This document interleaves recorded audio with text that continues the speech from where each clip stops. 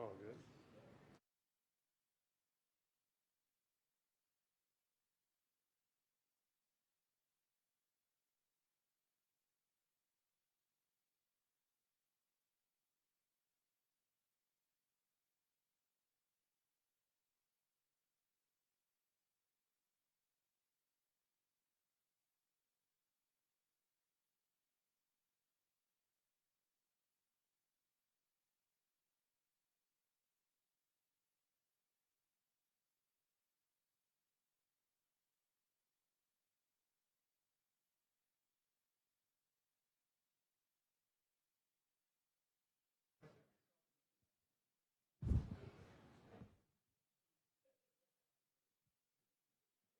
Ready to roll?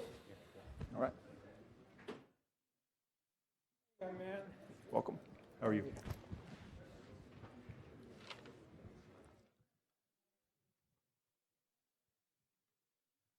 All right, welcome everybody. My name is Brad Bernthal, and welcome to March Madness season, or as we know it here at CU, New Venture Challenge season. How many people have been to Entrepreneurs Unplugged before? All right, so about 3/4 are familiar with the drill. From the campus, one way or another? About half, and from the community? Here's the other half. Awesome, so that's exactly the kind of configuration that we love to pull together at CU and with respect to Entrepreneurs Unplugged. Was anybody here 8 years ago for the first Entrepreneurs Unplugged when Dan kicked things off for the series? It's either 2008 or 2007. We're not sure. Do you know? I do not know. I've got a spring 2008. It feels like Google could help us with this. 2008, Anna solved it 8 years ago. Okay. We'll get an answer. All right, so 8 years ago, Dan was here for the first Unplugged session. We were over in the engineering school in a room that was much less comfortable, super vertical classroom, and it was an experiment. Let me wind you forward what happened after that. Immediately after that session, we're sitting down for dinner with students, and Dan sat and was enthusiastically engaged, and I should have known at that time this was a good sign of things to come. I'll wind you forward. He started co-teaching a class in the business school with Professor Brett Fund on venture capital and private equity. He's gotten super closely involved across the campus, including supporting engineering, their efforts in engineering management and other entrepreneurship. We've got Doug Smith here tonight, as well as became really a key stakeholder in the Silicon Flatirons entrepreneurship efforts. In short, Dan has been closely engaged across the campus. His daughter came through the Startup Summer program when his son was at Niwan High School. He helped set up a New Venture Challenge in the high schools program, and delighted to have Dan's wife, Cindy, here tonight as well. So this is pretty cool to see things coming full circle. In terms of what you're in for tonight, we will do a little bit of introduction, and then we'll invite you to announce jobs, community things that are coming up in the entrepreneurial community momentarily. We'll take a break, and then Eric Kramer from Crestone Capital is going to do the introduction of Dan, and we'll get going. Phil and Brad will be moderating the session until about 6:40, 6:45, audience questions, and then at 7, we will have a reception next door. Any questions about where we're going? All right, with that, events, job announcements, other things for the community. Good, the floor is yours. Andy. I actually have an event and a job announcement. So for the event, Thursday, April 7th is the New Venture Challenge Championships. That's going to be right here in the courtroom starting at 5:30. Again, that's Thursday, April 7th. We've had 50 teams this year participating in the NBC. We're going to have 5 finalists for that competition. It's an awesome culmination to the season, so please come join us. Related to that, this is kind of a one-off job announcement. We are looking for possibly a DJ to help out with that event. So, in particular, with anybody who has enjoyment of DJing, we'd love to have you come help us out with that as well. You can come find me afterwards, or go to the Silicon Flatirons website, or cunbc.org, and connect with me that way. I like it. Always be resourceful. Cliff. Hi, everybody. I'm Cliff Carroll with the Boulder Economic Council, the economic development arm of the Boulder Chamber. We host an annual economic summit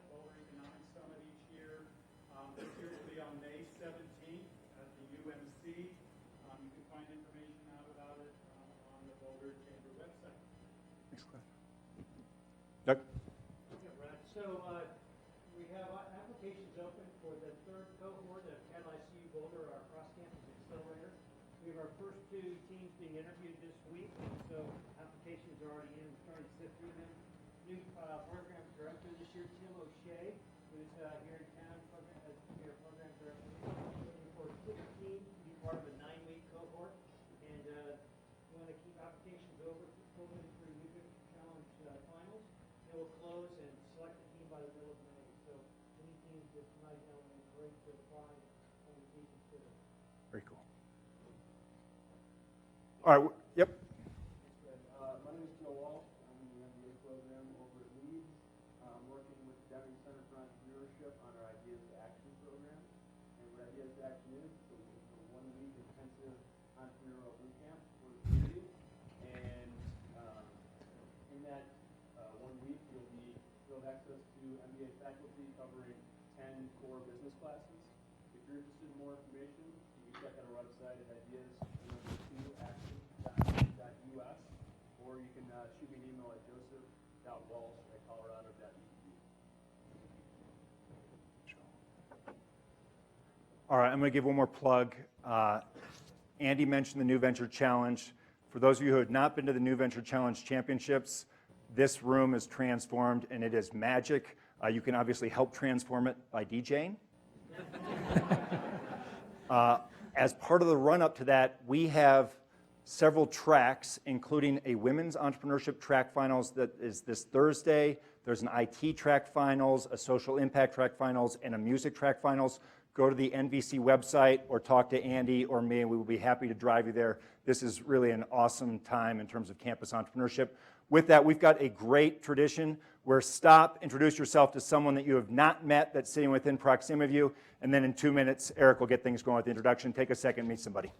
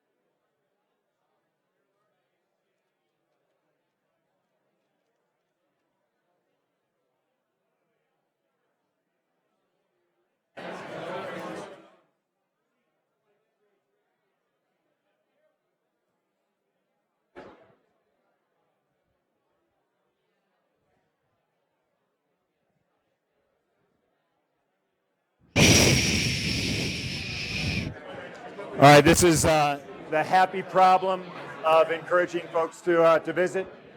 Try to bring things back to order. Delighted to have Eric Kramer here from Crestone Capital to handle tonight's introduction. Eric? Thank you, Brad, and good afternoon, good evening, everyone. I have the great pleasure of introducing my friend Dan Caruso this evening. And before I do that, just a couple of things that many of you probably know and or may not know. First, in terms of things that you know, I am not and never will be as cool as Brad Felt. So when it comes to DJing the Venture Challenge, You don't want me to DJ. You have to listen Brad. to Pink Floyd and Queen over and over again. You won't like that. ABBA apparently recently said. ABBA, yes. ABBA's my new fetish. Something many of you may not know, in spite of the fact that Dan's wife Cindy is here, that I married Dan last summer. I had the extraordinary privilege of officiating Dan and Cindy's wedding on the 4th of July last summer, which was really one of the honors of my life. And thank you for that, Dan and Cindy. You all have Dan's bio in front of you, so I'm not going to recite any of that data. You've all had a chance to look at that, and everyone knows who Dan Caruso is. So I'll talk about a few other things. First of all, I think it's neat that this event is taking place here at Silicon Flatirons at the University of Colorado, because Dan has long been a huge promoter of uniting the business community and the university. And since you guys started this program, Phil, it was 8 or 9 years ago, I think we've seen so much transformation in Boulder in that regard. Dan is an alum of the University of Illinois in engineering and University of Chicago in finance. More on that later. But he's a huge supporter of CU and a huge supporter of bringing the university and business communities together. And it's just a testament to that you're all here tonight. And it's this really important part of a startup community. Things you may not know about Dan. He's famous for his lifelong friendships and loyalty. I don't think any of his Chicago mafia are here tonight, but the number of Dan's friends who followed him out to from Chicago to Boulder, friends from grade school, friends from junior high, friends from high school, who everyone who knows Dan knows well because they're around all the time. And it's a real testament to Dan's loyalty. The second thing you may not know, something really important, is that Dan was recently awarded the Distinguished Alumni Award in Entrepreneurship for the University of Chicago Booth School of Business for 2016, which is an extraordinary accomplishment. And I hope you'll join me in congratulating him.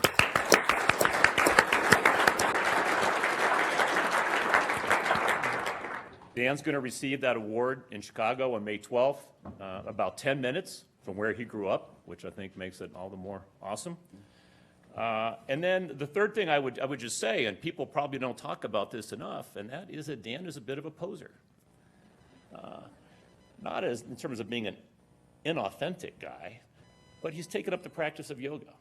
And I understand there's going to be a That's obvious. Look at the man. So I believe there's going to be, maybe some Mexican food and tequila later, and once Dan gets a little tequila in him, maybe you can get him to show off a few of his poses.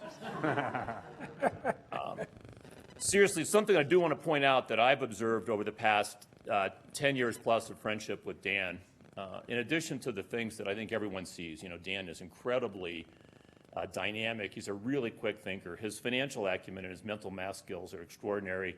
He's a great deal guy, and so you could kind of say, he's really a performer. But there's a piece of Dan that I've observed from a leadership perspective that I think bears conversation that he won't, I think, say himself, and that is he builds great teams. And I've seen this, in his crew from Level 3, and then the incredible transaction at ICG, and then again the incredible business he's built with his team at Zayo. And I would say that, in my impression, Dan sees things in people that they don't always see in themselves, or maybe they don't want to see in terms of taking a risk. And he pushes them to be that person and to get out of their comfort zone and to stay out of their comfort zone. And I think that's something that Dan won't say, but I've seen it over and over again, and he helps people get to a place where maybe they couldn't get on their own, which is a neat thing. So the last time I had the pleasure of introducing Dan at an event like this, it was a couple of years ago, and he immediately hijacked the talk afterwards by jumping into a little bit of a political digression. So I suppose that the campaign trail in Washington will come into play tonight.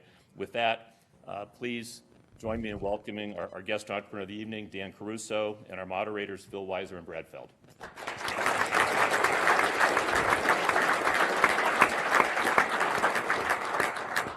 This is a fabulous crowd here tonight for a really special guest. A few more commercial announcements. You can come back and see Dan again at our Startup Summer Kickoff. We'll have 50 entrepreneurial companies hiring 50 or more interns around Colorado. The kickoff you can see here at AMG National Bank, June 8th. We'll have a panel, discussion, engagement. Please join us then. We also have a new experiment. We're trying a governmental entrepreneurial leadership accelerator program that'll culminate with a pitch night for the mayor. That'll be galvanized in Denver. If you want to help out in that at all, feel free to catch me after the reception or send me an email. We're also accepting applications for Global Entrepreneurs in Residence. Thank you, Brad Feld, for sponsoring that. Talked about on Brad's blog recently. Please spread the word about that. We're looking for some great applicants. And finally, Greg Greenwood, our new Executive Director for the Blackstone Entrepreneurs Network, is here tonight. Want to get engaged in the network, we'll probably talk about it a little bit. Please see Greg after his reception. So Dan, the title, Entrepreneurs Unplugged, gives away that you consider yourself an entrepreneur. And I want to start by asking yourself, when did you start to consider yourself an entrepreneur? What was your sort of formative entrepreneurial experience? My first job after college was with, believe it or not, Illinois Bell, Ameritech, part of the Bell system. I chose to be part of the Bell Not system. an entrepreneurial Not company. an entrepreneurial place to be, but a place with change, and that's why I joined it. I was part of a management development program. Fiber optics were going to be the next big thing. Data, they didn't call it the internet back then, but data was going to also be the next big thing, and there was this massive regulatory change taking place. So I thought it was a good environment because the change that was taking place. But while I was there was this company that began to be the first significant competitor to the Bell system, a company called Metropolitan Fiber Systems. It's actually Chicago Fiber Optics, then Metropolitan Fiber Systems, then MFS Communications. So while I was going to University of Chicago at night, I was watching this company and noticing most of their operations were in the suburbs of Chicago, even though they were officially headquartered in Omaha. As soon as I got my degree, which Ameritech was nice enough to pay for, I left Ameritech and joined up with MFS. So today the word scale up is a big deal. MFS was in full scale up mode at that point. It was a wild west type of environment, rapid growth, and I was right in the middle of it. My first job there was to lead the geographic expansion across much wider footprints. So learned real quickly that was for me and something I really enjoyed doing and something that I had a fair amount to contribute toward. So you join MFS, you're in Chicago, the company's in Omaha. What were the geographic dynamics for you? You're running around the country all the time, you're running around the world. What's the actual texture of what you're doing? Yeah, so running around the country and then eventually took over some responsibilities in Europe as well. Running around, going to cities saying, hey, we got this great idea, we're going to build fiber optic networks, and we're going to be a competitor to the Bell system. And they said, not in our area, you're not. Or they started putting out their hands saying, pay us money and we'll let you, use the poles or dig fiber underneath the streets. So we had to overcome a lot of hurdles to even explain who we were and why we existed. Then there was a regulatory, which I'm sure you'd love, aspect to it. The Bell system didn't exactly open A lot of jobs in. for lawyers in that effort. Yeah, they didn't exactly welcome us in with open arms. So we kind of worked our way through, and we grew, and we were aggressive. We raised money. We went public, and then we bought UUNet, which is the biggest internet backbone in the day. So I learned all about the internet, almost suddenly, because all of a sudden we owned, and I was, responsible for a big part of this backbone called the internet. I worked for John Sidgmore for a number of years, who was kind of a very important figure in the early days of the internet. And then we were bought by WorldCom, Bernie Ebbers, and all came crashing to an end. How long did you stay with WorldCom? I stayed at WorldCom for really only officially about 7 months. I was one of the ones that, one of the very few they wanted to keep, and most of the people who were MFS got shed away really quick. But at the executive levels, it was really me, a guy by the name of Ron Beaumont, and John Sidgmore, and so I was very senior. I was one direct report away from Bernie Ebbers, and I saw what they were doing. Literally they invited me in to ask me to help them support this accounting argument. I won't go into the details, but it clearly wasn't right. And fortunately, I think whatever allowed me to see through that and extract myself from the situation. I actually told them I really wasn't comfortable doing it. I know they did it anyways. Then left WorldCom and sold all my stock, only to see the stock double within the next 6 months, but then see it go to zero in the 6 months afterwards. So I didn't time it perfect, but I timed it okay. When you think about that formative experience, right? You were in your 20s, sort of moving into your early 30s. One of the things I think that's so powerful about my experience with you today is that you've embraced this notion of mentorship and professional development and really investing in people over a long period of time. When you look back to the beginning of your arc, who are some of the people that you had that experience from, and what did you learn from that? Like, what inspired you then? Oh, Sidgmore was certainly an inspiration. Jim Crow was an inspiration, in different aspects. Kevin O'Hara, who lives here locally, he and I worked directly for him for a number of years, and we had, a lot of experiences together. The guy on the board right now, my board right now, is Don Gibbs. We worked together a little bit later on, but I considered him kind of a mentor of sorts. So, it was, a lot of us were just winging it back then. So I'm not sure, mentor in the traditional sense, but we were learning from each other and learning by doing, which is a big deal, learning by doing. We made a lot of mistakes, but we learned pretty quick from them. So one thing I've often said to people that is counterintuitive, but your story proves it, to be highly ethical, it also helps to be entrepreneurial. In some sense, the risk-averse thing to do in the situation you were in could have been said to do the unethical thing and stay at WorldCom. That was the safe large company. Instead, you said, no, this is unethical. I'm going to take a risk by just leaving. And encouraging people to have the confidence to leave an unethical situation is a powerful lesson. How did you, can you reflect on that? How did you have that sense, that willingness to say, you know what, I don't know what comes next, but I need to get out of this? The memory of it is there was an overwhelming sense of this isn't right. And it wasn't just the financial. I think probably everyone knows the WorldCom story of, the massive fraud and, people went to jail. And I think Bernie Ebbers is still in jail to this day. And Bernie Ebbers was considered the darling of Wall Street, and the CFO was considered the best CFO on Wall Street at the time. So it went from that to jail time in a pretty short period of time. But it also was cultural. There was also this cultural, can't trust people around you.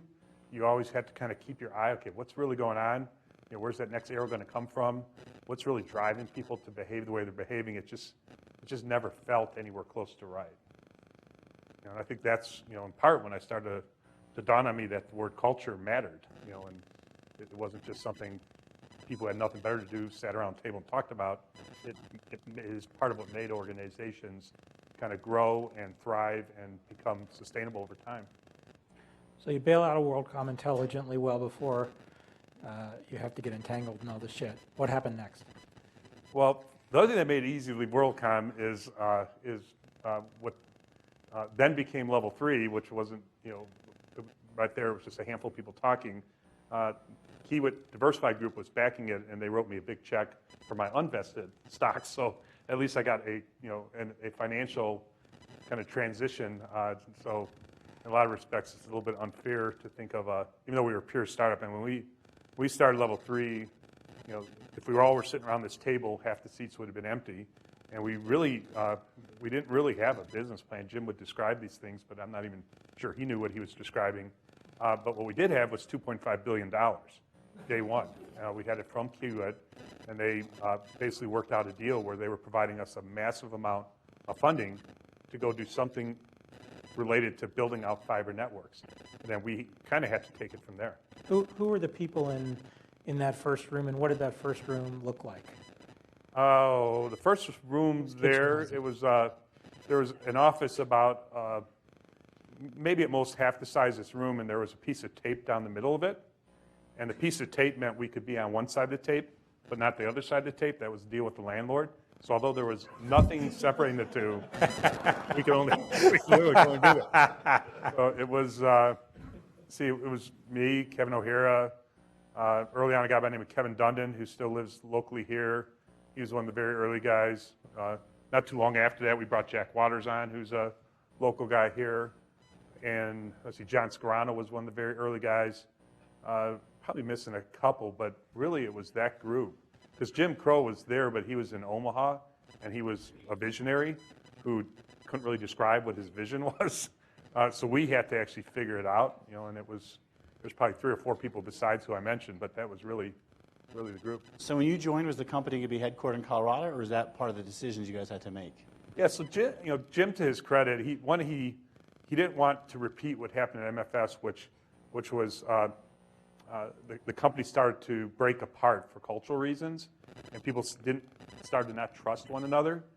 So what he thought was part of that was because people were in Omaha and people were in Chicago, and that we all need to be together in one city. But we weren't going to move to Omaha, and he wasn't going to move to Chicago. So we had to pick a city that was deemed to be the kind of place you want to be if you're going to start up a massive company around the theme of the internet. Okay, so we looked at the West Coast, we looked at Silicon Valley, looked at Boston, and we looked at Colorado. And it was deemed that Colorado was by far the best choice because people on the East Coast weren't going to move to the West Coast, people on the West Coast weren't going to move to the East Coast, but everyone would consider coming to the Front Range. And then it was a pick between the tech center south of Denver versus the Boulder area. Jim wanted the tech center and actually built a big house there. The rest of us wanted Boulder, and to this day I don't know why he let it be Interlochen given the commute implications on himself, but glad he did. How many people was Level 3 when you moved here? By that point, because that was almost a year later by the time we really moved here, and we were growing real quickly by that point, so it was probably a few hundred people, probably maybe 150 at the time, and then growing from there. And were there any, let's call it hard conversations, where as the company's growing, you had to kind of call out, you know what, this is not going to work, or this is not working, or let's admit this didn't work? And how did that evolution work? Yeah, there's a lot. So one early story, and then maybe a more kind of serious story along those lines that happened later on. But an early story was maybe in the first 2 or 3 months when we were like, the table was getting a little bigger and we were trying to figure out what to do. And Jim kept talking about how the SS7 network was going to interplay with the Internet Protocol network, and that's where the opportunity was. So he would say that, and then the rest of us were supposed to figure out what to do. How many people know what that means? You guys know what that means? None of us did at the time. We just did it. So there was, after like maybe a month of this happening. And you know that it doesn't make any sense. Well, That's the other issue. Well, that's you're going to find out that's not true, because that's probably, as Howard would attest, probably where Level 3 made its most money in the first 4 years. It was called the saw switch. Yep. So one weekend I could not sleep because I'm like, I don't know what anyone's talking about. And the thing is I knew more about that stuff than anyone else. So I'm like, if I admit I don't know what I'm talking about, what are the rest of them going to think? So finally I went into the office on that Monday morning, and I started out with Kevin Dunnan because he also knew a lot about that area. He and I kind of did a lot of stuff at MFS that was critical to the interconnection of networks. And I asked him, I'm like, I confess, I don't know what he's saying. What does it mean? He's like, I don't know, I thought you knew. So I'm like, okay, together we went and talked to O'Hara. Now O'Hara's not O'Hara's a high level guy. And so we were pretty certain he didn't know either. We didn't know, but we asked anyways, and he said, guys, you gotta just go figure that out. So then I go home and I just had one of those moments. And I started drawing all this stuff out and writing all this stuff out. In fact, I got as a gift from Kevin Dunnan many years later the original picture of this, and it sits in my office, and it was called SIOS, SS7, the IP operating system. And it drew it all up, showed it to Kevin. Kevin's like, let's go talk to Jim. We got an airplane because we're still in Chicago. Flew to Omaha. Jim looks at it and says, ha, ha, ha, that's really cute. And then we talked about something else. I was devastated. I'm like, okay, I got to go do something else. And then 2 days later, Kevin, to his credit, Kevin's like, you know what? He's going to look at that when we leave, and you might be surprised what happens next. And sure enough, a day or two later, he calls up. He's like, yeah, I've been looking at those diagrams and those workflows. He goes, I think that's exactly what we need to do. And that's when we then hired a guy by the name of Ike Elliott, who's also local here. Ike was at MCI, and he was a real, brainy guy about this stuff. He took that and he said, yeah, I've been working on this, but now that I see what you guys are doing there, because he didn't really understand how interconnection worked, it's like, that's what we need to build and design. That became the soft switch that led to managed modem service. That was an enormous cash flow opportunity in the early days of Level 3. In fact, Level 3 would have gone bankrupt if it wasn't for that cash flow stream. I didn't want to go that far. So, interesting period of time. I vaguely remember that Level 3 bought a company that was a Boston company called XCOM. And Level 3 over the years bought some companies, and especially some early on. Like, How did that unfold as this company is growing incredibly quickly? You get this massive construction build.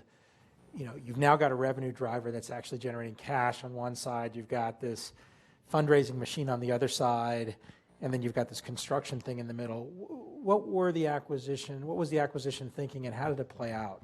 Well, the XCOM thing was a direct derivative of what I just described. Once we drew that up and decided what we needed, brought on Ike, started to conceive of what we needed to build, we discovered this company, XCOM in Boston, who was doing something similar to it. They didn't understand parts of it, but they had built some of the technology. And at some other point, I'll tell you some stories about that involved a lot of things: prenups, post-nups, strippers. Not with me, but with the folks at XCOM. They were a pretty wild bunch, probably cocaine as well. But that was different. You know what?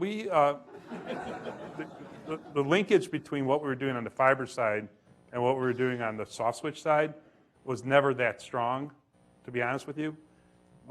It was perceived to be strong linkage at some point, but it just wasn't at the time, and it kind of, they coexisted and built from there. So let me underscore a cultural difference. In the Bell network, you had a strong hierarchy. What you're talking about with Jim could be described as a little bit more of a network where you can go in and kind of say, hey, what we're doing isn't working, let's do this. How would you contrast those two different cultural norms, and how did your own thinking about management, leadership, and culture evolve from the old Bell system to a new internet world? Yeah, I mean, one thing I learned both at MFS and Level 3, and I still get lots of criticism to this day, is environments that are in chaos are not always bad. A lot of times out of chaos comes extraordinarily interesting ideas and extraordinarily strong teams. And so the whole idea of the internet was it was decentralized. It was something where people can work on stuff and get things to happen, and there'd be protocols that would emerge over time, but they'd emerge by how people use them, not because some body such as Bell Labs ordained them to be. And that's, the internet kind of happened through those type of informal collections of people who would get together in conferences or work on things together, and slowly standards would come to be because people would vote. They'd vote by their behavior and their activity, not vote because they were part of a committee and part of a bureaucracy. So got real comfortable at the MFS years and Level 3 years with organized chaos. That you try a lot of things, you move real quickly, you work hard, you play hard, and you try to, out of that, come up with stuff that can stick and work. Every significant company I've ever been involved in has had at least one near-death experience. Level 3 is growing quickly. Do you remember there being a moment that felt like a near-death experience? Which one? The So one that most comes to give mind. us one. Yeah, the one that was most meaningful to me, and Howard, you were, I think, there at this period of time. I was running, this is maybe my year 6 at Level 3, I was running kind of most of the product groups, and that's where we sort of ran the P&Ls of the company. And that's where revenue forecasts were set and cash flow forecasts. And so we were trying to come up with a budget for the next year. And I came up with a budget that, frankly, had some leaps of faith in it, but not a lot of leaps of faith. Well, the budget I came up with compared to what the budget needed to be, there was a huge gap, a huge gap. And so pressure started to be put upon me that started out subtle but started to get more and more intense, that hey, if we have to say that's what our budget's really going to be, we've got some really big problems. I'm like, okay, so we're going to pretend that. What were the problems? Like, were they commitments to bondholders, debt covenants? That you promised the bondholders a certain type of revenue that you're like, I don't know if we're going to make it. And it wasn't subtly different.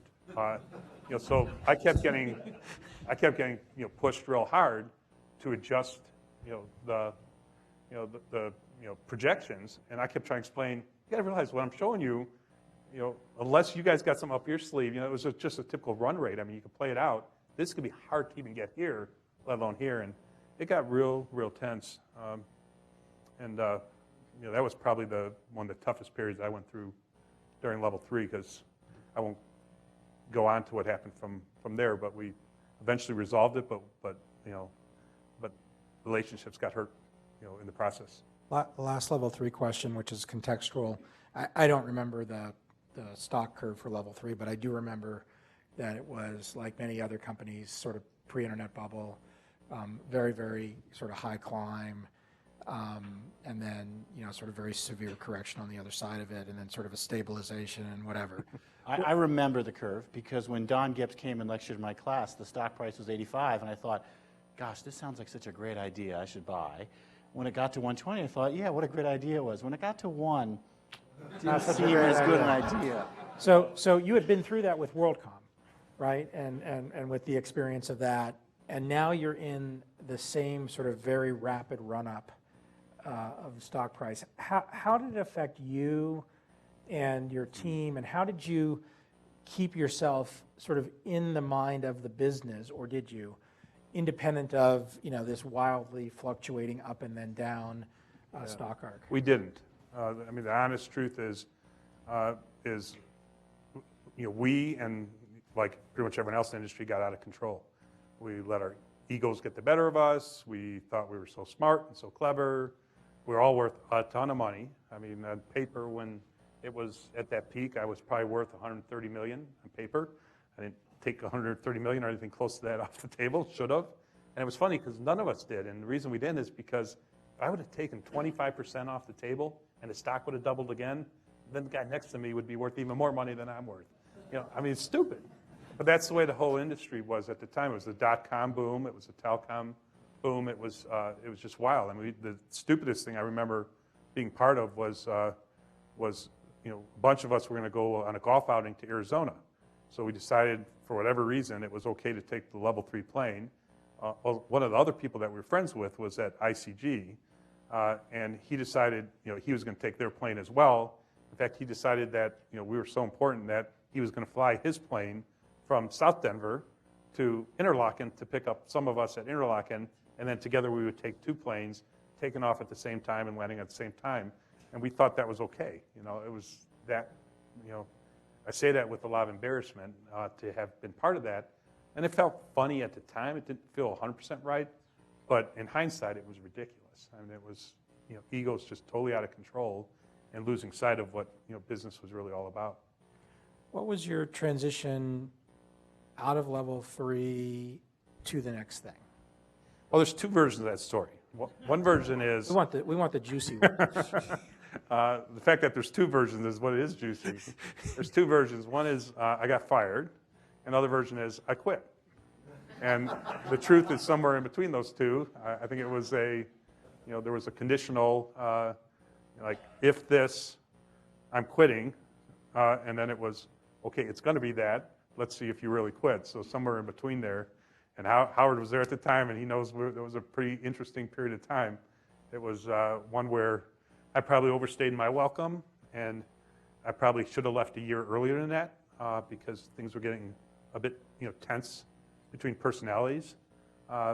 We had been through the tough times. The good news is we were back on stable, solid ground, but we just had different views about what we need to do with the business. And I'm, if nothing else, a pretty strong-headed guy, and I had a certain set of views that were different than other people's views, and we'd have to go separate directions. So you said when you left WorldCom, you took a little bit of the credit that I gave you away by saying you had a soft landing because you knew level 3 was there, and they cashed out your options that you hadn't exercised or hadn't gotten ripe yet.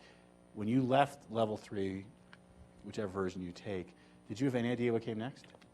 No. It was a pretty sudden kind of situation where I basically left a discussion, walked out, and they did talk me to come back, so I did come back for a period of time, but then left the second time. And the stock was no longer worth a lot, so it wasn't like you could say... It was all right by that point. It was, at that point, financially, I was fine, so it wasn't, I wasn't worried. I was more worried about what am I going to do with my life than I'm going to make money. So what was the, this is the first time now you don't have a thing that you're going to. Mm-hmm. what was that time period like? How did it unfold? How long did it take before you landed on the next thing? And what did you spend your time on? Well, one of the things we at Level 3 had were egos, right? We all thought we were really hot shit. And I was certainly as guilty of that as anyone else. So I thought people would be calling me up, asking me to do this, asking me to do that. And it turned out the phone didn't ring, and it turned out, at the heels of the Telecom meltdown, there were a lot of, smart telecom people out there, smart internet people out there, but very few, seats at anyone's table to get involved with. I mean, the industry was going through a massive correction cycle, and it was probably like if you were in finance in 2009 or 2010, it's like, man, if you didn't already have a seat, there just weren't seats available, and the ones that were available weren't the good seats, and people looked at Level 3 from the outside looking in, very different than we looked at it from the inside looking out. They didn't look at us as, boy, you guys are really innovative and smart and did all these things. They said, we don't know how you avoided bankruptcy, but you guys don't have a clue what you're doing. I mean, that was the external facing view. So, it took me a while to fully come to grips with that. And the good news is I found a CEO job that no one else wanted.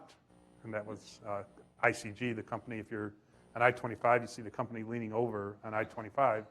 It was about ready to go into its second bankruptcy. What year was that? 2004. And how long between when you left Level 3 and joined ICG? It was less than a year, is my guess. By the time we were really engaged with it, it was by 2003. Left Level 3 in 2004. And who were the board members who recruited you to ICG? Well, through Don Gibbs, as well as a couple other people, I met Columbia Capital and MC Ventures. They were already looking at a different venture that they wanted to do, a turnaround that they needed a CEO on. And so they had the thesis, they had the company, they didn't have the CEO. And my name came up from two different groups, ironically on the same day from each of the firms. So they said, okay, same name came up twice, so you probably should talk to the guy. And that didn't work out, but then we started to look at ICG. And ICG was, again, about to ready to go in the second bankruptcy. It was a public company. They were going to run out they had $30 million, and we're burning $8 million a month. So they basically had 3.5 months before they couldn't pay the bills. That sounds like an awesome job. Yeah. What was the first 30 days? What did you do in the first 30 days? Well, the first thing I did is I went to Steve Halston and asked him if he wanted to invest in it. And he said, nah, it's not for Centennial. But we, even before we closed and put money in, we just got extraordinarily aggressive, a thesis around you have something valuable, and it's fiber networks in certain areas and bandwidth. And then you're doing all this other crap that's just burning a ton of money. So we're just going to shut all that other stuff down. We're going to kind of focus in on where we have a true kind of competitive edge, and we're going to focus on what we should be doing, which is bandwidth. And the employees company said, like hell, you're going to do that. So we had to be. I brought in some of my key folks, and we took a very, very aggressive posture. So when you shut down those lines of business, that was how many jobs you were basically saying? Lots. And then we sold off pieces of it. We only invested $8.7 million. None of that went in the company. 5 of it went to buy the public stock. The rest of it paid either executives who had severance packages or workouts with people they owed money to. So that $30 million that was burning $8 million a month, we never ran out of money. We never put any money in. We never ran any money. We just got extraordinarily aggressive. A lot of workouts with that. Worked out a deal with the building. Got to the point where that $8.7 million turned into $250 million for 2 years worth of work. It was one of those just career wins for everyone involved. And the ICG ending, they were public during this time, or did you take them private? Took it private. We took them private when we bought it. Then it got bought at the tail end of that by? Level 3. Actually, the biggest piece got bought by Level 3. Part of the whole work on how we extracted value was selling different pieces off to different entities, combining some of them, spinning some of them out. So part of it we got combined into NGT, if you guys remember NGT. Okay. Part became the standalone company called VoicePipe that we then rolled into Zayo later on. So there was a lot of operational and financial engineering that went into that. So Level 3 buys it again, and do you go wander the halls of Level 3? No, that's another one where there's probably two versions of the story. This one, I'll tell you what the correct version is. They probably have a different version because they probably don't even know what happened there. So they they came to us and they were buying the whole thing that was left. And there was one piece of business, this business called VoicePipe, that was hosted PBX, IP-Centrex. And they said, we'll take that if you want to give it to us, but if you want to keep that, you can keep it. Same price either way. So we looked at each other and said, we'll keep that. So it was about like 12 people who were running this small business. We said, maybe we'll make something out of it. Well, at the last minute when we were going through the schedules and about ready to sign the deal, I told one of the guys, put my name on the excluded assets associated with VoicePipe. And so I don't know if they ever saw that or not. I'm like, hey, if they want me to come back, I'll come back, but I'm not going to go back, and just, collect money or hang around. So, that I didn't go back. So, deal closes. Now you've had a huge win. Now what? Well, at the time I had a little bit of a medical challenge. I had some hip issues, so I had to get surgery. So during the closing process, I had hip replacement. And during the recovery hip replacement, I would sit down on my back deck. It was a real sunny summer, and all the old ICG crowd, which were with level 3, they'd come by one at a time. You could ask some of the guys a story, like a Matt Steinford would come by, and a John Scarano, Dundon. And so they're like, they would sit down with me, and I'd be like, man, did you know what happened to this company? Did you know what happened to this company? So I just started researching all of the fiber companies that were out there that somehow found their way through the meltdown cycle and trying to figure out what the status of each of them was. And that became the nucleus of what was the Zayo investment thesis. Well, so I remember, because this is the last Entrepreneurs Unplugged, you started following those stocks. And did you have a blog like Bear Equity or something? Bear on Business, yeah. Bear on Business. Mm-hmm. So in the path not taken, you could have been like founding Business Insider, doing your own internet journalism. But you decided you had it in you to operate another company. Did you think seriously about anything other than I'm going back in and operating another company, or did you kind of know that's where you wanted to go? I knew that's where I wanted to go because I didn't, as good as the financial outcome was for ICG, it didn't feel good to take something, bust it down, sell it off.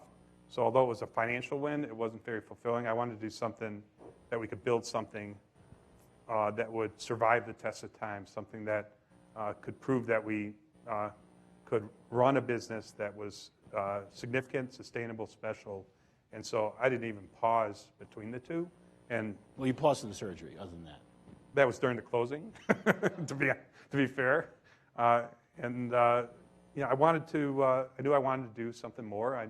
I knew I wanted to kind of run something over a longer period of time. Financially, I never had to work again in my life, but it was in my blood. Give us the first 6 months of Zayo. Well, Steve was there for the first 6 months of Zayo, which Steve was one of our Series A investors.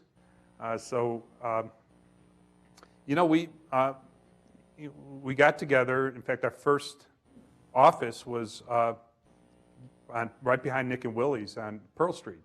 In fact, truth be told, Level 3 was paying for that office, but we kept a little bit of it that we said we were going to keep for ourselves. Tape down the middle? Pretty much. They had Level 3 on this They would side, never show up though, but it was part of the ICG deal. But we said we'll split the office, so we were paying half and they were paying half.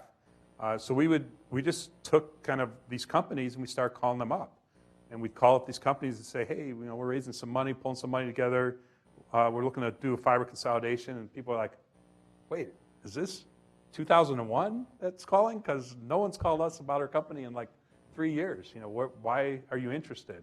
And we told them why we're interested. And they're like, oh, okay, but they're like, problem is our company's doing well. We're growing, we're cash flow positive, we've got all this fiber, so we're not really long-term owners, but we're also not giving this thing away. It's got to be a fair price. So we just would throw a big net, talk to everyone, until we find ones that were like, okay, we're ready to sell. And we acquired about 36 companies since then. And what was you started at what year? 2007. 2007, had lots of Nick and Willie's Pizza. By 2010, what did the company look like? Well, remember 2008, all hell 2007 broke was loose. still an auspicious time, right? Well, not when we started, but by 2008, the financial crisis hit. And by that point, we'd already acquired a few companies. And fortunately, I had built relationships, and this is a good lesson here. You build relationships when you don't need relationships, not when you need them. And I didn't know that for the first 20 years of my career, but I learned that later on, probably when I left level 3. And one of the people I reached out to and built a relationship over a 3-year period was a guy by the name of Mike Che at Charles Bank. And when we first met, he's like, well, why are we meeting? I'm like, well, you invest in this area. I'm in Boston for other reasons. Just thought I'd reach out, and we had a breakfast together. And then next time I went to Boston, because I had some Boston investors, we met again. Well, when we hit this cycle, he and I talked. I don't know if he called me or I called him, and he's like, hey, you guys are doing well. If we put in money now, we're going to have all these great buying opportunities because of the financial crisis. So he had the confidence to lead a Series B round while the crisis was upon us, because he thought we could take advantage of that situation, start buying more properties at So a your very initial price. set of properties were far more expensive than your next set of properties. No, it turned out we were wrong. We thought there would be the opportunity to buy cheaper, but there really wasn't, because fiber companies were doing well. So even during the financial crisis, the need for bandwidth was going like this. The Koreshkin cycle had already been playing its way out for a number of years, and those who were focused on fiber networks running their business, they didn't need to sell. They might not have been long-term owners, but they didn't need to sell. So no, the one thing that was wrong at that point in time is we never had that opportunity to buy at good multiple, at kind of distressed multiples. We always paid similar multiples to what we pay right now, maybe slightly, maybe 2 turns less, but never a distressed multiple. How did you manage due diligence? Because you're acquiring companies. By 2012, how many companies had you acquired? I'll call it maybe 15 by then, maybe more. So that's Probably basically 25 by then. 25. So that you're basically then in a 5-year period doing 5 significant acquisitions a year or so. How you manage that due diligence process? Well, who here knows John Scarano? Anyone know John Scarano? So what we would do is we put John kind of in a cage, and we'd say, if you guys don't agree to our terms, we're going to set John loose on you. So John was a tenacious, aggressive, sometimes inappropriate negotiator. So John would do a lot. Ken Degerin, who's our CFO to this day, worked for Gore's Technology Group, was a great deal guy. Matt Erickson's one of the smartest guys I've ever worked with, and was excellent at the analysis around what you should pay and what the investment thesis is and how do you extract money out of it. So, and then we had a bunch of people around us who could do this piece of work or that piece of work. I mean, we were a well-oiled machine. We all kind of knew what our roles were and what we needed to do, and we worked hard. I mean, we worked real hard. So during this period of time, you also made a handful of investments or helped start a couple of other companies. How did you manage your time around that? Not very well, I suppose. I probably worked.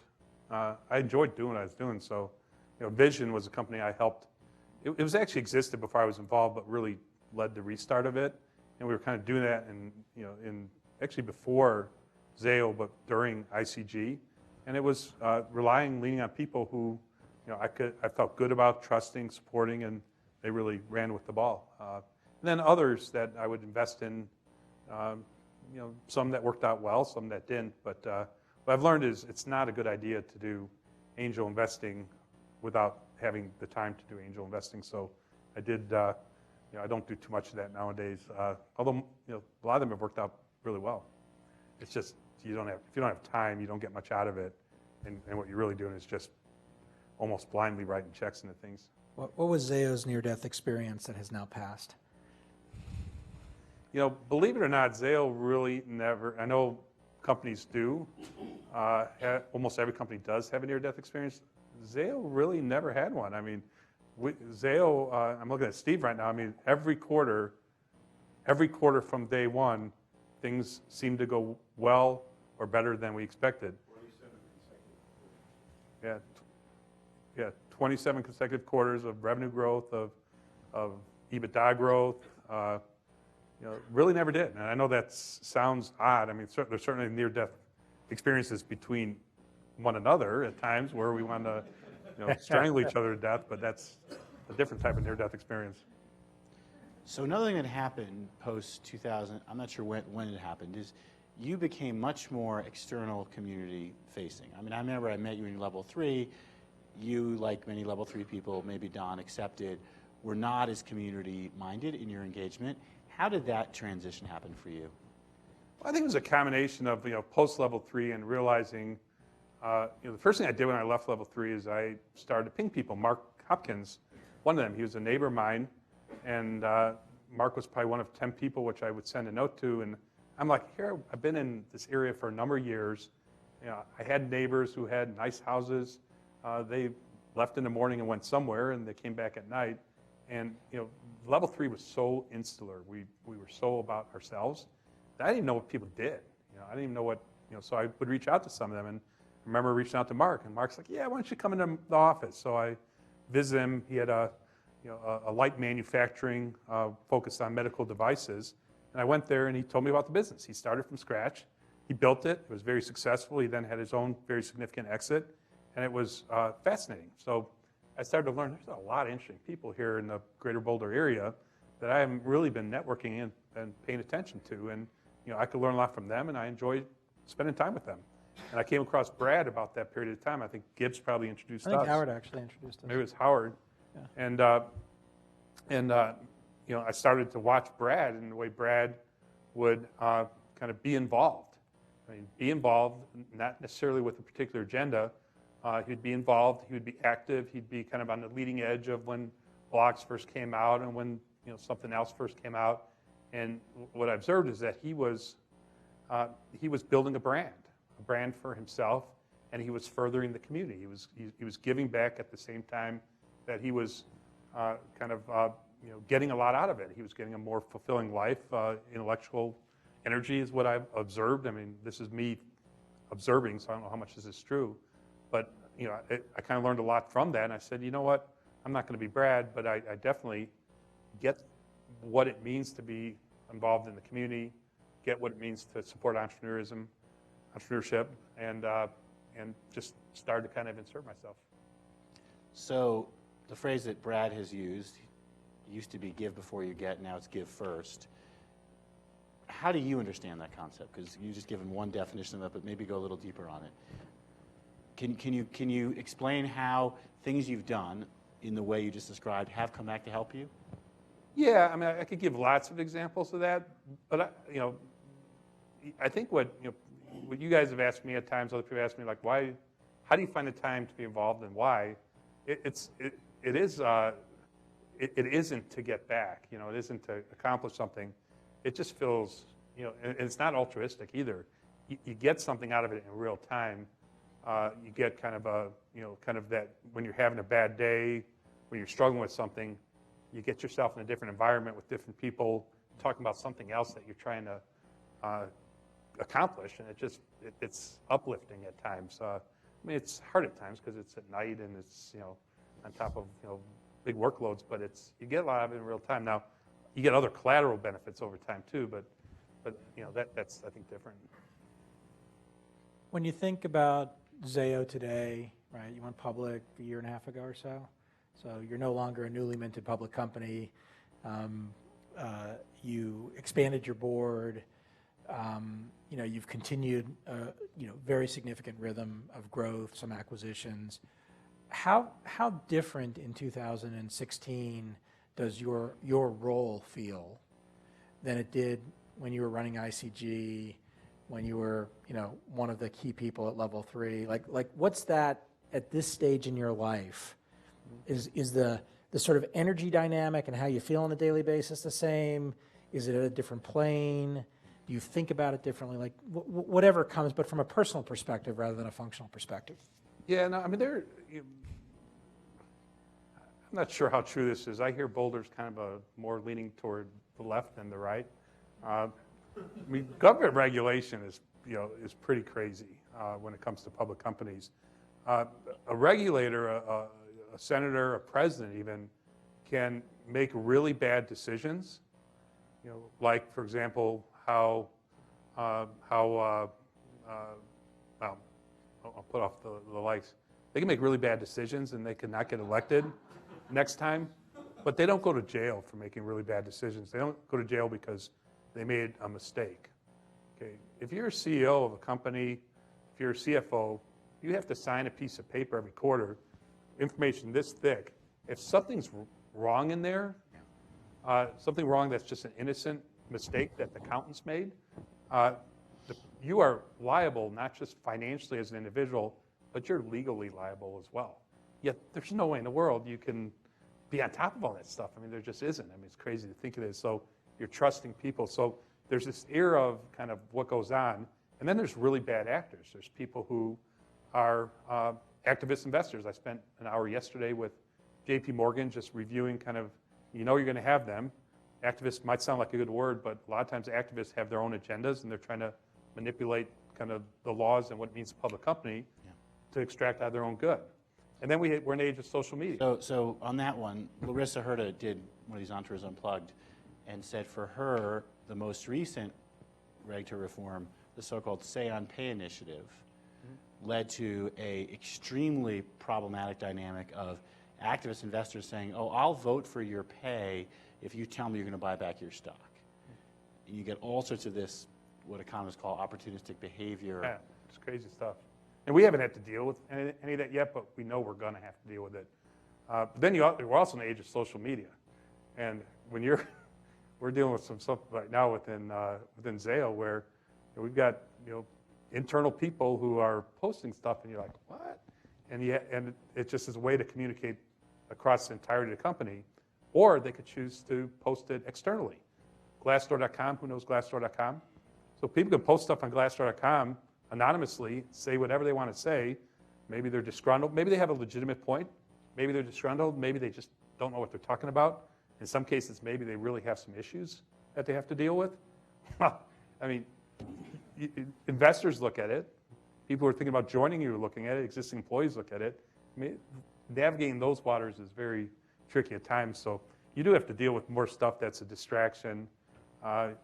Investors, board members are different once they're a public company, even if it's the same people, because they're subject to the same things I just described. They're worried about, okay, if I do have an activist investor, what am I going to do? What are my obligations? What piece of paper do I need to sign? And how do I know I'm not getting myself liable for something that I don't understand? So it's just you got to be willing to accept a lot of that stuff. And some days not a big deal. Other days it's like we look at each other like, do we really want to keep doing this? And we do want to keep doing it, by the way. Thank you. I got asked this question and recently, and it was a question that made me think in a world where I get asked a lot of questions where I don't think that hard. And the question was, you don't have any plans for a second career. You're completely committed to this thing that you're doing. But if you had another career, if you stopped doing what you were doing and did something else, what would that second career be?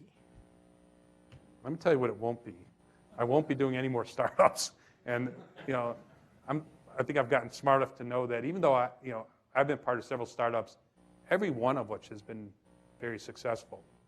I know that the next one, even with all the advantages I'll have because of being part of success, it's still problematic. And it's still an enormous amount of work. So I'm done with that part of my career. I'd probably be more of a, I'd still want to be involved. And I get a lot of adrenaline rush out of being in the real game, which is how do you make money. So I'd probably be more of a, some kind of private equity-ish investor of some sorts. Would you go back to blogging? Sure. I still want to kind of complete the story of what happened with the boom and bust of the fiber optic universe. So a lot of those blog posts were kind of research in progress for that. So I'd like to go back to that at some point. Awesome. Questions from the audience? Let's go for students first. Yeah, let's do the Silicon Flatiron's tradition of a student. And I'm not afraid to call on folks. All right, we got a couple right here. You can just, We'll repeat. yeah, we'll repeat Yeah, it. just shout it out. Okay, cool. So I'm a student. I'm part of Envysion. Are you involved in Envysion? Are you interested in becoming a mentor for students for Envysion on New Venture Challenge? So I'll repeat the question. If student in the New Venture Challenge wants you as a mentor, how might they go about getting any access to your time and Well, the good news is we're very supportive of the New Venture Challenge at Zayo, and I don't know if that's one of the things I personally write checks toward. Sometimes they get come out of different buckets. But so we've been very supportive of New Venture Challenge for a number of years through funding it and through actively participating, through being judges, through being mentors. One thing I don't have time to do with anyone outside of people at Zayo is be a mentor. It's just one thing I can't do, just there's not enough hours in a day. But people at Zayo, lots of people at Zayo are very active here at CU and with the community, and a lot of them are acting as mentors. So I think you would find a mentorship. So you could send me an email. In fact, I saw someone here. Well, someone I think is here who's involved in that. I'm not seeing, but anyways, send me an email and I'll get you hooked up. Is Leland here? Oh, there he is. Get a hold of that guy over there. He can get you hooked up. It's great. All right, another student question. Yeah. So a lot of the growth at Zayo has obviously been through, at least the growth has been through M&A activity. Do you see a point in the near future where that slows down and your growth becomes more organic and the industry has become very consolidated, or do you see just huge potential for more M&A going forward? So the first, second, third, fourth, fifth, sixth priorities of Zayo is organic and has been for a period of time. It's not acquisition. The organic performance of the business is near everything for us. We think we're on a verge of an organic growth rate for a company our size, the industry we're in. We think we're on the verge, and I've said this publicly, of 10% or better, which would be gigantic. We're at about 7% right now, which is solid. We're finding all kinds of opportunity to build additional network backed by customer deals. So we don't build it and they will come. We get customer deals. The wireless sector is a gigantic opportunity for us. The big internet content companies, we're doing a ton of stuff with all the household name, kind of West Coast type companies, a lot of which involves building out further network. So organic is most everything we care about. Now, having said that, we can't help ourselves when it comes to buying stuff. So Poor impulse control. yeah, so the industry is one that lends itself to scale, and if you're not consolidating, then you're going to be consolidated. So the good news is we're kind of a leader of the consolidation side of it. So, but who knows? The industry is going to further consolidate. All right, other questions? Yeah, I was curious, you've mentioned lots of acquisitions, and different people take different approaches to those in terms of rapidly assimilating, letting them sit there and stew. Did you use a variety of techniques, and what did you learn over that journey of 30-plus companies? Yeah, so the question is, what's our approach? So the approach that's usually taken in our industry is you get lots of teams of people together. You get my sales team, your sales team, form a committee, plan it out. My service activation, your service activation, billing. You get like 10, 15 different teams. You compare best practices, pick the one for this and the one for that. We don't do any of that. We just don't. And we're very upfront about it. We just integrate aggressively and hard. We have all of our OSS, BSS in, and one of our key competitive advantages is in how we do things is our OSS, BSS is nearly all built within Salesforce.com. So for non-telecom people, that's operation support systems, billing support systems? And business support systems. Systems. So in the telecom world, which a lot of you are in, tons of different systems kind of get built, and then a bunch of different databases and a lot of integration layers, old Bell system approach. Almost every telecom company still operates that way today. We don't. We put it all in the software as a service business model, Salesforce.com, and we build a wraparound to call Transact. When we buy another company, we're very upfront with them. Maybe after we sign the papers, we're more upfront, although our reputation precedes ourselves at this point. But we tell them, we're not disrespecting the way you guys do business, but what we're going to do is we're going to take all the data of your business, put it into our instance of Salesforce.com, and run everything through this process and this system. It's just the way we do things, and it's much more advanced and extensive than any acquired company that we had. But it creates utter chaos when you're going through that. Now, more straightforward acquisitions, it's less chaos, but it's still very chaotic. It creates a lot of angst with people. It creates, some people just say you guys are idiots and they leave right away. And but it's been a key to our success, and we've just drilled our way through it. We're going through a real, challenging one right now just because of the complexity of the business. A company called Allstream from Canada, and we're right in the thick of it.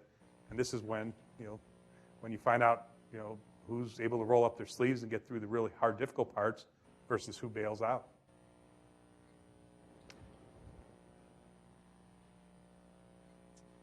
Do you and your team have plans to move Zayo into more uncharted areas of the world? So far, they've just acquired companies, integrated them, and either used what they have and built on that. But areas such as South America, you don't have those companies to acquire.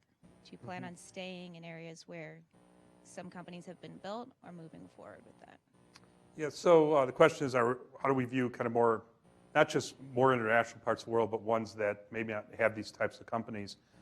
So we've expanded in Europe pretty significantly, including a recent acquisition that got us into multiple different countries. And then the Canada deal got us throughout Canada. We have this group called Global Reach that focuses on everywhere else in the world. So a team of people who work with our customers, and we'll have great relationships with customers, but they'll have needs in India or needs in China or needs in parts of Europe we don't serve. And that group works with those customers and allows us to kind of extend our capability of those. We have been approached by companies, one in South Africa, one in South America, who have dark fiber business models. They all describe themselves as the Zayo of their country. We're the Zayo of South Africa. And they come here and they see us and like, give us another year or so, 2 years, and then we'd really want you to think about acquiring us. So Mexico is another one that we've been approached in that light.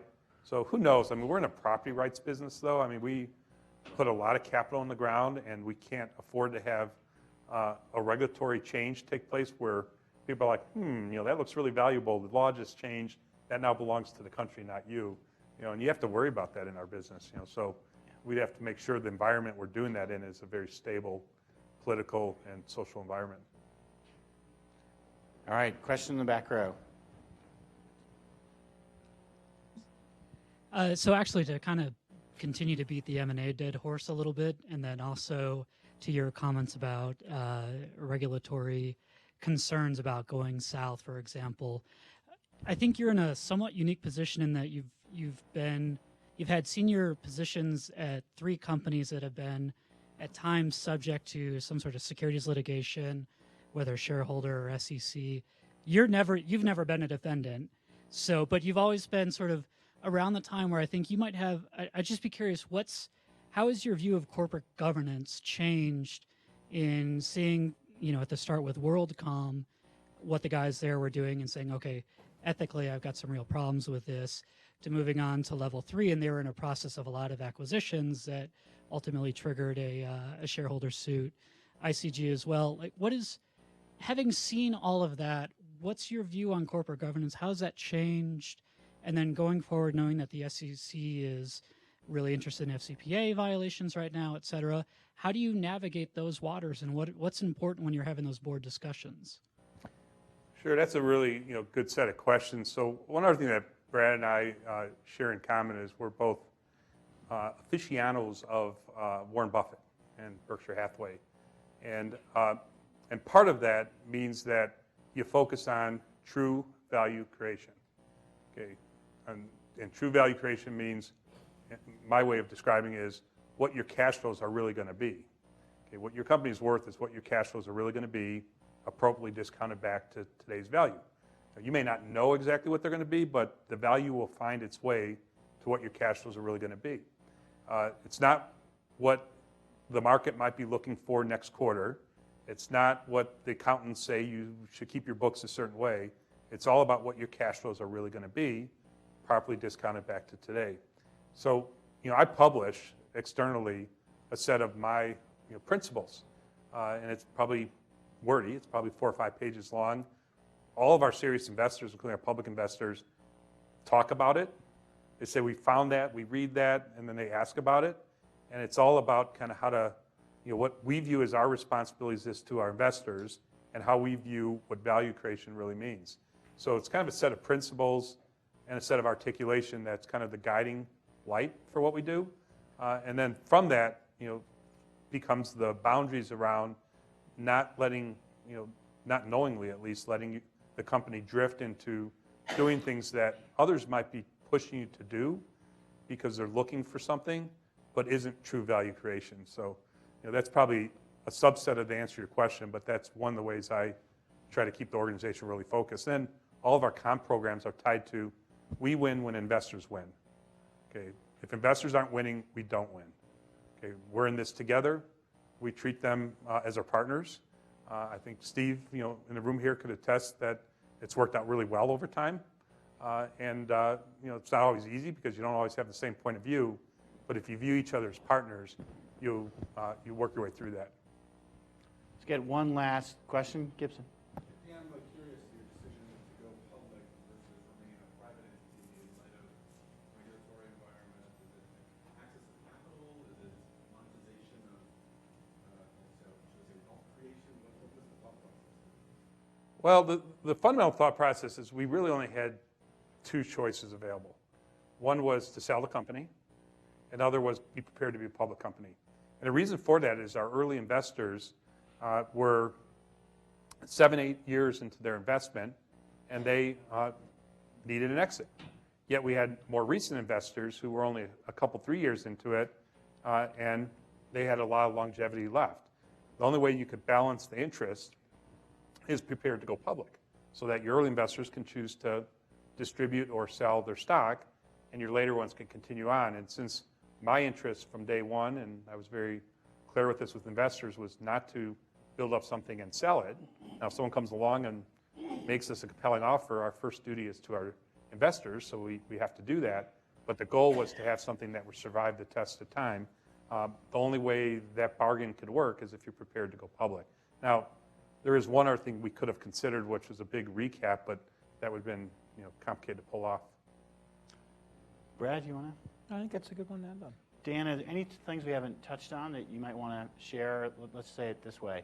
We have a lot of students here tonight soaking up your thoughts, experiences. What advice would you offer them about their careers?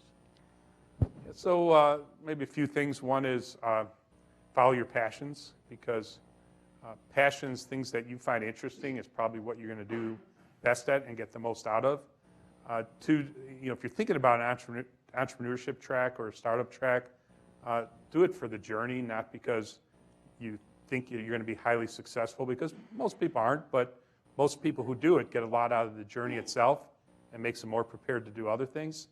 And then the third one is, and this is where Brad and I might have different points of views, is if you think you want to be part of a startup, maybe the best thing to do is not join a startup, it's to join a scale-up.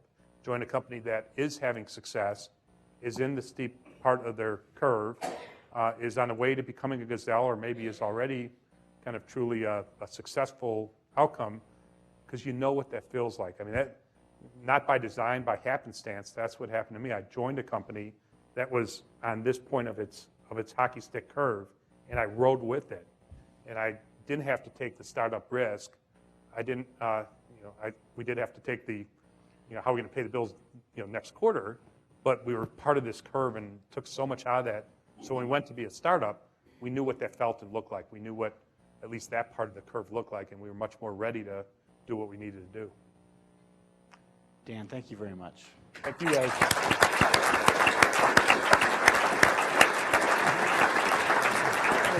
Thank you. Please join us for reception next door.